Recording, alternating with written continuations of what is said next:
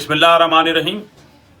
मैं हूं सैयद फरमान अली, अवामी अंदाज ग्लोबल के चैनल से, और मेरा प्रोग्राम है आज सैयद फरमान अली के साथ।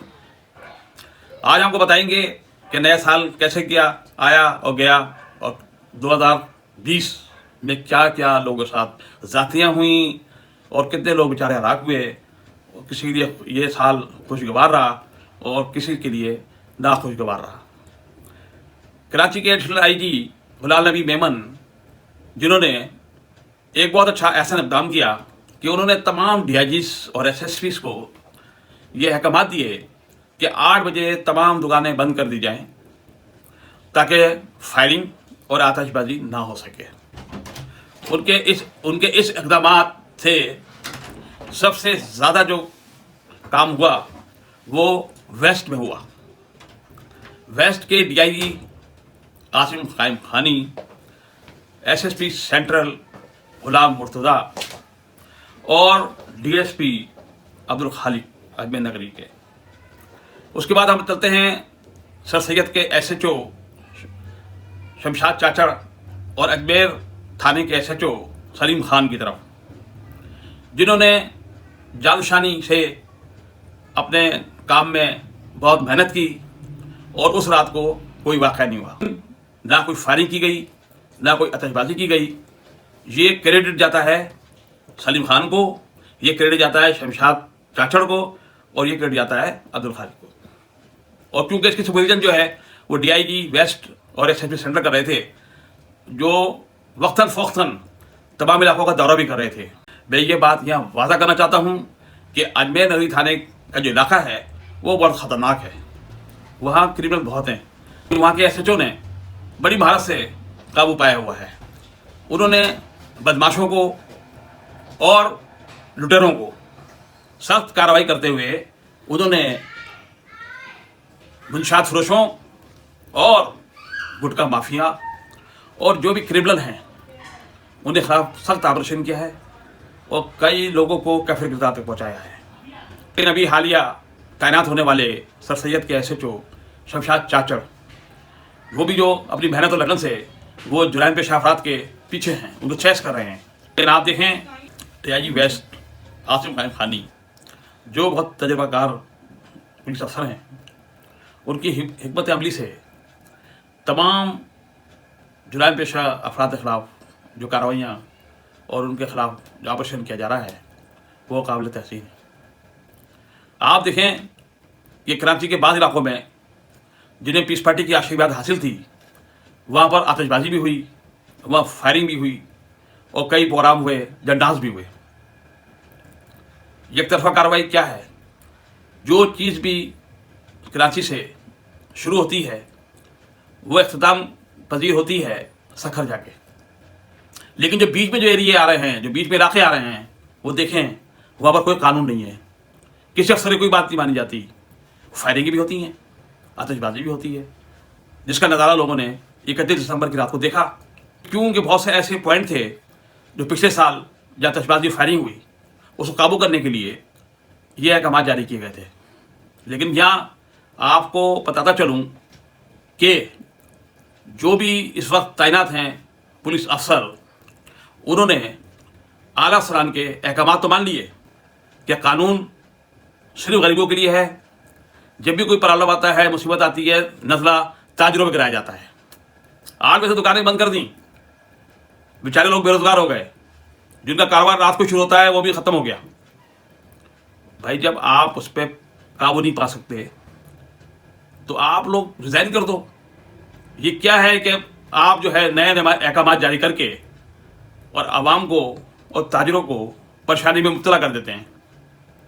लेकिन आज भी थानों पे ऐसे अफसर हैं, ऐसे DSP हैं, ऐसे SSP हैं जो मौजूदा हुकूमत पीस पार्टी के अहदेदारों की बात नहीं मानते। लेकिन ये अहदेदार जो हैं कुछ, वो अपनी मनमानी करके कार्रवाइयाँ करते हैं। अगर पुलिस एक्शन लेती है तो उसके खिलाफ कार्रवाई करवाने के लिए दबाव डाला जाता है CM हाउस से। अब मुझे बता दें, या तो अमन अमन कायम कर लो या फिर एक तरफा कार्रवाई कर लो।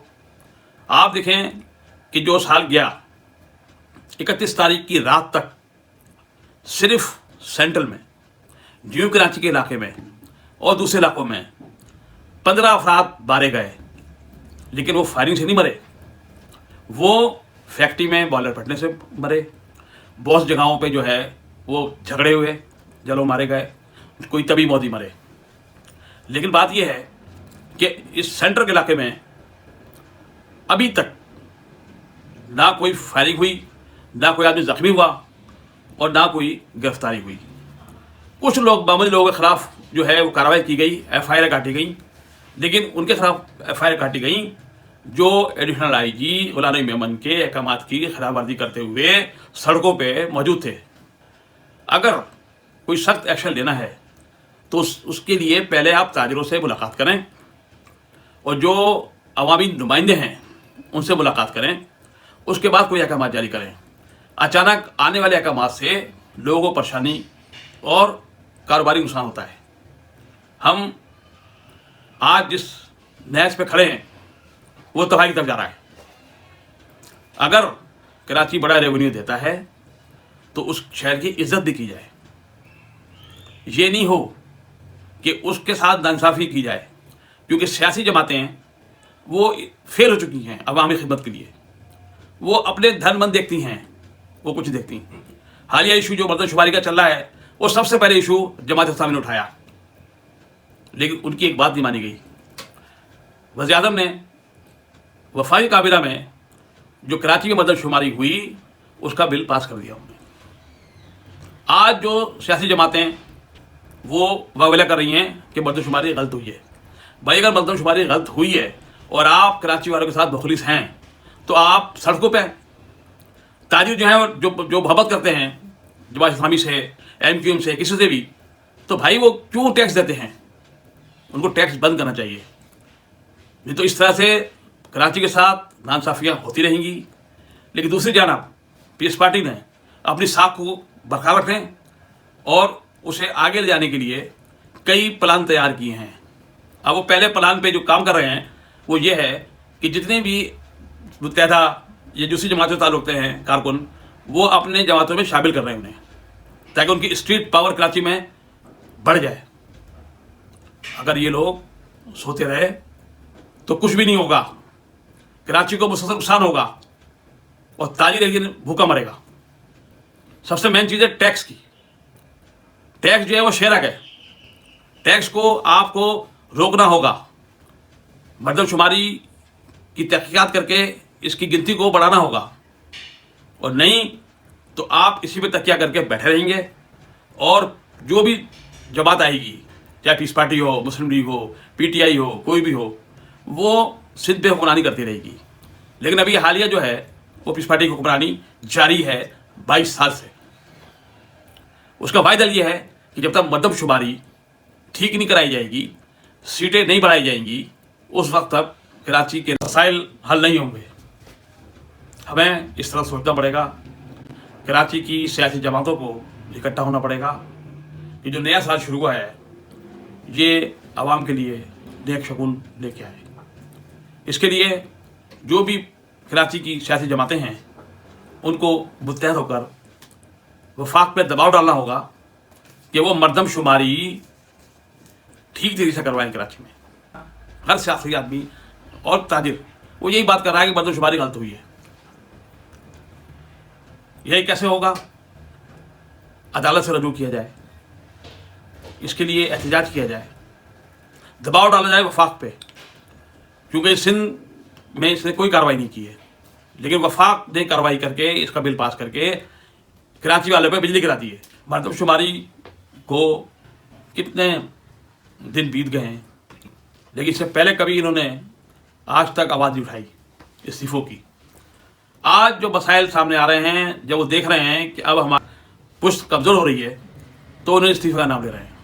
मैं अपने पहले प्रोग्राम में कह चुका था कि ये इस्तीफ़े पीस पार्टी वाले नहीं देंगे, सिर्फ बिलावल हाउस तक महदूद रहेंगे।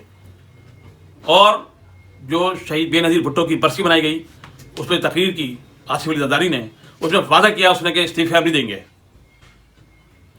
लेकिन क्या है कि मौलाना फजल रहमान जो है वो अब भी इनके पीछे लगे हुए इस्तीफ़ों की बात कर रहे हैं।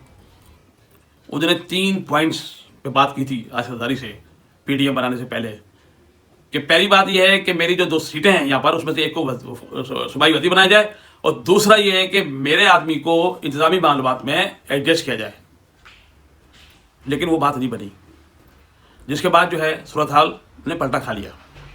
अब देखते ये है कि पीस पार्टी पीडीएम से अलग होने की कब ऐलान करती है। दूसरी जानिब जो ज़राए बता रहे हैं, ज़राए ये है कि ये जो पीडीएम बना हुआ है, अपोजिशन जमातों का ग्रुप बना हुआ है, वो उसमें बीज डाल रहे हैं।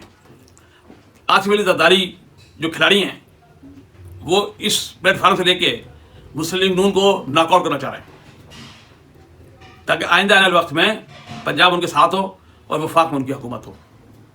अब देखना यह है कि नया साल शुरू हो गया है, नए साल में सेनेट इलेक्शन भी आ रहे हैं, ज़मीनी इंतखाबात भी आ रहे हैं। कामयाबी किसको मिलती है ये फिर वक्त बताएगा। खुदा।